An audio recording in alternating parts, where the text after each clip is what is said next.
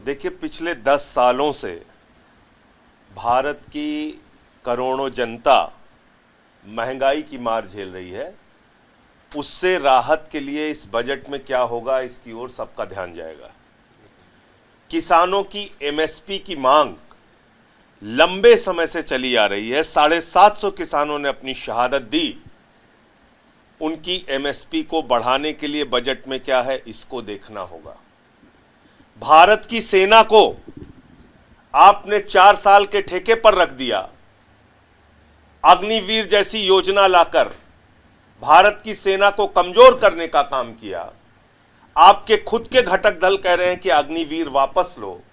उस अग्निवीर योजना को वापस लेकर सेना की भर्ती पुरानी स्थिति में 17 वर्षों के लिए जैसे पहले होती थी वैसे बहाल किया जा रहा है, और उसके लिए बजट निर्धारित किया जा रहा है कि नहीं किया जा रहा है, इसकी ओर नौजवानों की निगाह होगी। तो युवाओं का रोजगार, किसानों की एमएसपी, देश की जनता को महंगाई से राहत, ये बड़े मुद्दे होंगे जिसकी ओर इस बजट में लोगों की अपेक्षा है और वो अपना ध्यान देंगे। व्यापारी वर्ग जीएसटी से परेशान है, उसको आप क्या राहत देने जा रहे हैं? क्योंकि जीएसटी की मार दो तरफा पड़ती है।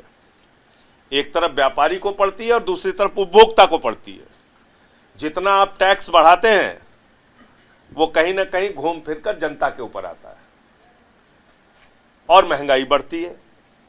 तो इसलिए ये तमाम मुद्दे हैं जिसकी ओर हम सबका ध्यान रहेगा। क्या आता है बजट में, उसके बाद अपनी प्रतिक्रिया देंगे।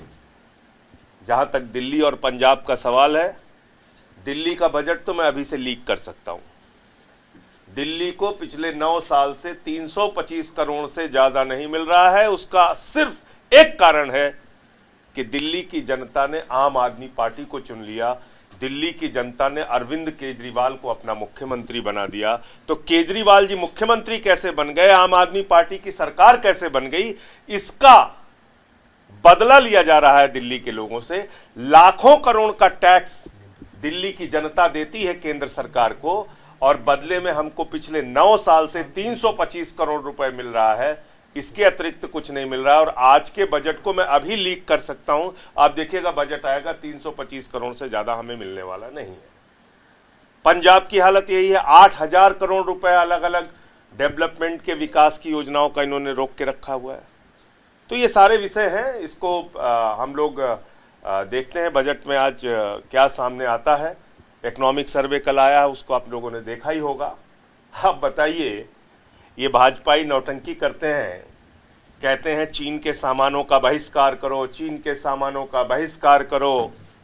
यहां तो स्टोर तोड़ते हैं सैमसंग का, और इनके जो आका बैठे हुए हैं ऊपर, प्रधानमंत्री नरेंद्र मोदी जी, उन्होंने वो चीन जो हमारी भारत की सीमाओं पर कब्जा कर रहा है, वो चीन जिसने गलवान घाटी में हमारे जवानों की शहादत ली, वो चीन जो लगातार घुसपैठ कर रहा है भारत की सीमा में, उस चीन के साथ 68% आयात बढ़ाया है।